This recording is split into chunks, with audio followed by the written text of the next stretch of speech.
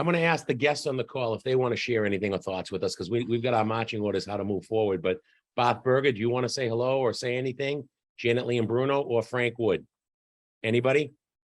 More than happy to listen. I want to hear Frank Wood's voice.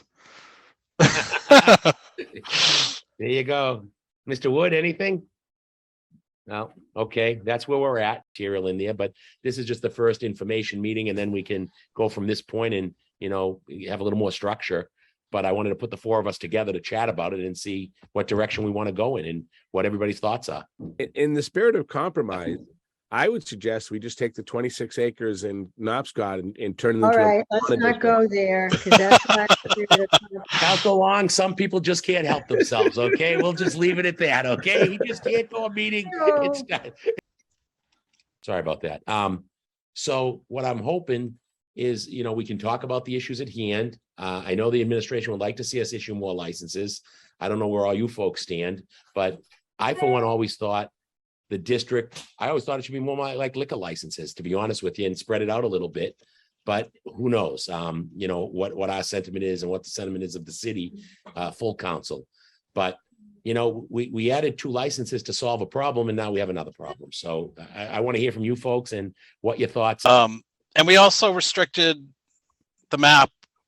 There was a sense like Route 9 made some sense, again, thinking mainly about traffic. So I would like to see us expand the map. If we're going to add licenses, which I would like to see us do, expand the map, and maybe just where alcohol can go. But the other thing I would like to do, and I don't know, hopefully we can get some legal advice on this. I'd really like our new licenses to be dedicated to the social equity programs that the Cannabis Control Commission developed. That's truly the question, because we issued the 2. We had to fix the problem from the previous administration for the old Cat's Pharmacy. Is it Up Top? I think is the name of it. I know I go by it, but it's the old Cat's Pharmacy in the old Sea and Surf building. And now they have 1 license. They had 2 people looking for it. Supposedly there were 3 or 4 originally, and it's down to 2. And I go by many of these in Newton. They have a lot of them in Newton, like again, on major highways, and you wouldn't even know they're there. So we make good bank on this. I'm in favor of expanding licenses. I don't know if there's an opportunity where we can expand the zoning map, but we can look at that. The 3 areas that I remember us discussing and deciding not to expand to, one was Knobscott, far enough away from Hemingway. And I, at the time, again, thinking about traffic, and this is going to, I advocated, let's not put it in Knobscott. And then there was some discussion about, some areas of the South Side, and it was hard for me to justify saying, oh, it shouldn't be in Knobscott, and then it should be in a neighborhood in the South Side. But I think, again, now, like, I don't really have an issue with it, one opening in Knobscott, on the part that's zoned for retail. And then the third area, or on the South Side. And I mean, honestly, I think it's an equity issue in terms of access to it, more than an equity issue in terms of the damage. Like, I don't think it's doing damage. I think it's a net positive for people in the area. And so, and especially where transportation is tougher, if people are less likely to have cars, you need it to be close by. And then the third area was in Framingham Center. And I had advocated not putting it there with concern about Framingham State students coming across to get to it. I'm less concerned about that. So those are the 3 parts. I mean, the South Side's really a broad area, but I just remember there were some sections of that Knobscott Framingham Center where we could have allowed them, but we chose not to do that. I think I agree with Adam that there are issues of equity and access, and I think that a lot of the stigma and concerns around this at the onset don't exist anymore. When this first started, everyone saw these long lines at the one facility in Brookline and said, oh my God, that's going to be on every street corner. And then they're everywhere, and it's less of a factor.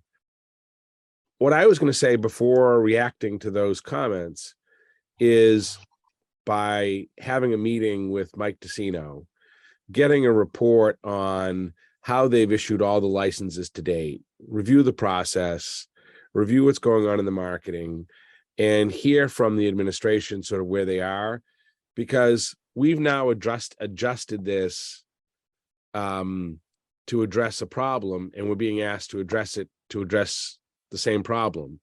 And my fear is that if we give the administration 2 more licenses, they're going to come back to us and say, give us 3.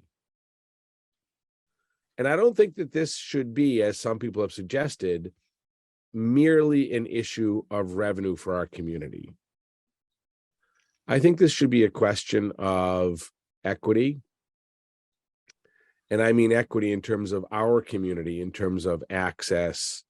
None of these stores, as far as I can tell, seem to be catering towards Spanish or Portuguese speaking people. They're not accessible other than to Route 9 for the most part. And whether there are areas or populations in our community or particular demographics that aren't being serviced.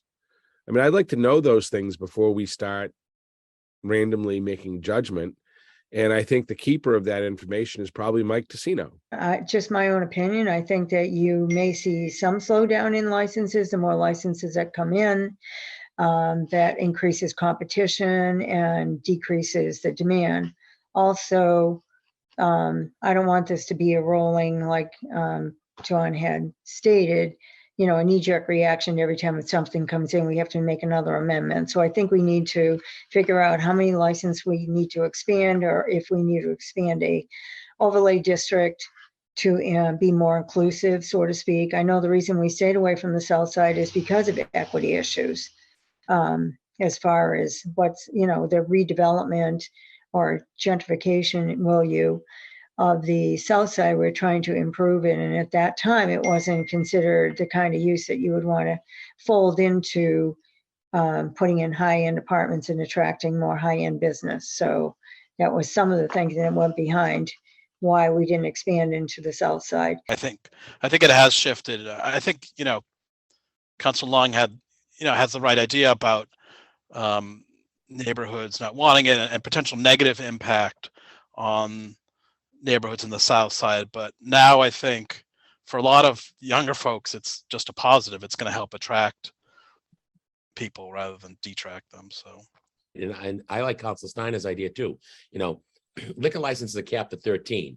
All of a sudden, you got 1 license left, 2 or 3 people. The city did get 1 new license, and we must have had 7 or 8 people apply for it. I watched it on the licensing commission. So I don't think every time people, if we do this 1 more time, I'm not looking to do it again either, to be honest with you. It's just, the number's the number. And if we're going to hold it and help people that, we talked about it before, somebody that was selling marijuana, that today you could do it anytime you want, and they went to jail, because of certain situations, and they shouldn't have been there. Today's world, they wouldn't be there, but back then they went there, and that needs to be looked at too. If we're going to do this, I want to see those licenses go in the right place too. I'm not looking to do this, like I said, again. You know what I mean? We thought we solved the problem. We really, at least I thought we solved the problem when we gave them 2.